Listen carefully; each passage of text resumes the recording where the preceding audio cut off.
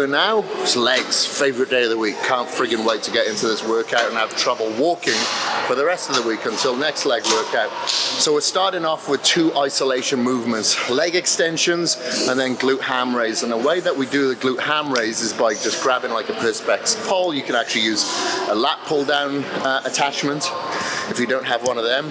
And the idea is, once we've done a set of say 20 repetitions on leg extensions, that's usually the sweet spot of reps that I like to hit, we'll hit out probably about 10 to 12 repetitions on the glute ham raise here. And it's going to be hard to begin with, so you'll have to, you know, put as much pressure onto your hamstrings as possible, but then you just add a little bit more pressure onto your upper body, on your hands, pushing on that Perspex pole just as a spot towards the end, just to make sure that you can get beyond that or to that failure point. So we're just going to go back and forth here pretty much to begin with. Isolation movement, meaning that we don't need as much rest as if it was a compound such as squats or leg press that we'll move on to a little bit later.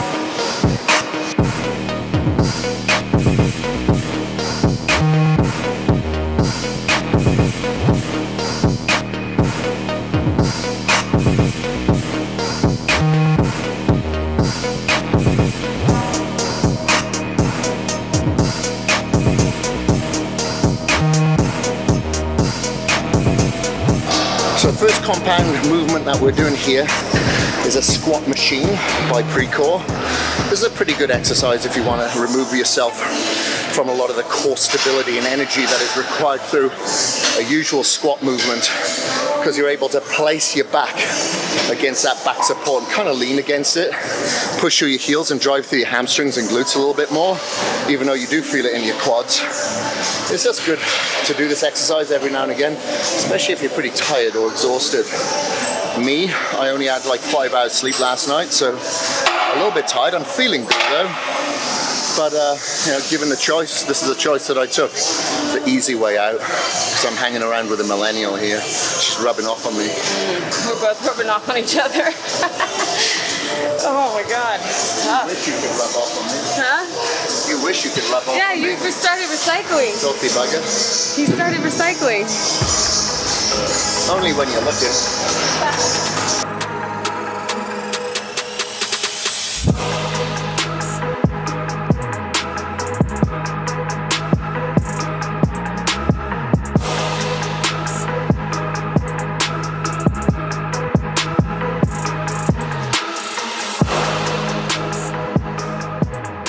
Relaxing here in between sets.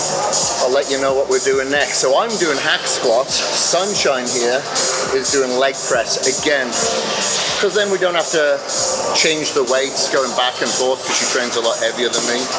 So it just makes it easier because we're targeting different areas of our legs anyway. She really wants to target her glutes and hamstrings more. Yes, I want to target my hamstrings, but I definitely want to get my quads, and I don't need any more glutes. That's for sure. So what I'm doing here is 4 sets of a hack squat, going down nice and deep, nice and slow, not overly heavy, because I am pretty fatigued from other exercises, which I always ensure that I am before I go into hack squats. So I don't want to be very strong when I come to hack squats. That's me personally, everyone's different. But I want to look after my knees. I want to make sure that I don't have to have knee replacements when I'm 80, 90, 100 years old. I want to make sure that I look after the pair that I've been given. So on this particular exercise, I just find that it does put a little bit of undue stress on your knees, particularly if you go very, very heavy. Yeah, sure, I can do it. Yeah, I could probably do it for several years. But can I see myself doing that for the rest of my life? No. However, I do if I play it safe, where I am putting stress onto my quads. I'm still developing them. However, I'm pre-fatiguing them prior to this. So, you know, I don't train for today. I train for 40, 50 years from now, you know. So I always think, as I keep telling you, think of every decision that you make today. Is it healing your future or harming it? I'm hitting about 20 repetitions on here, keeping the reps high, slow, deliberate, going full range of motion. I've got a sleeve on this knee now, because on the first set I thought, you know what, feels like I've got a little bit of stress on my right knee, so I'm just sleeving it up just to play it safe, just to make sure, because the patella shakes. You can go from left to right. It's kind of movable to a certain degree, so I want to make sure that it stays aligned as I'm going through this range of motion. One more set.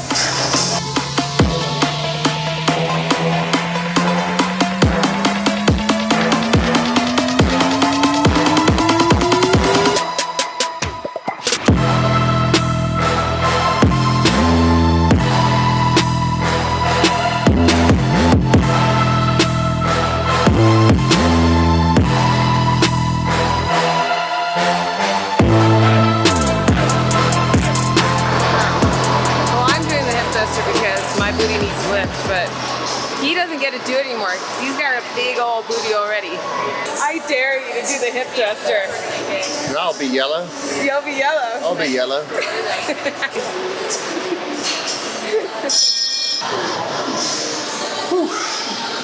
Alright, stiff-legged deadlifts. Hitting for hamstrings now. I don't go overly heavy on this exercise either. I see a lot of people online hitting like 5 plates on this, but their legs are bent when they're doing that, which is okay if that's what works for them. I just find by locking your legs out, you can't go anywhere near as heavy. The reason being, because it really isolates your hamstrings without the involvement of your lower back, providing that you've got the mind-muscle connection there. You're going slow on the negative, so it isn't putting unnecessary stress onto your back at the lower portion of the movement, and you're keeping the muscles engaged. I don't go all the way up and back and hyperextend. I keep the muscles engaged throughout the entire movement, and I'm only knocking out about 10 repetitions here for several sets while Sunshine is doing the hip thrusters there. Quite an embarrassing exercise actually. You'd never see me dare doing that. My glutes are big enough as it is. Yeah, just knocked out a few sets here, and I think I'll do one more set and that's it. I'm done. Stick a fork in me, and we'll figure out what we're going to hit tomorrow. I don't know what that is. Well, she's got something smart to say. What do you got to say? Right. Oh, okay. Right, I think that will do. One more set and we are done, baby. And we'll see you here tomorrow.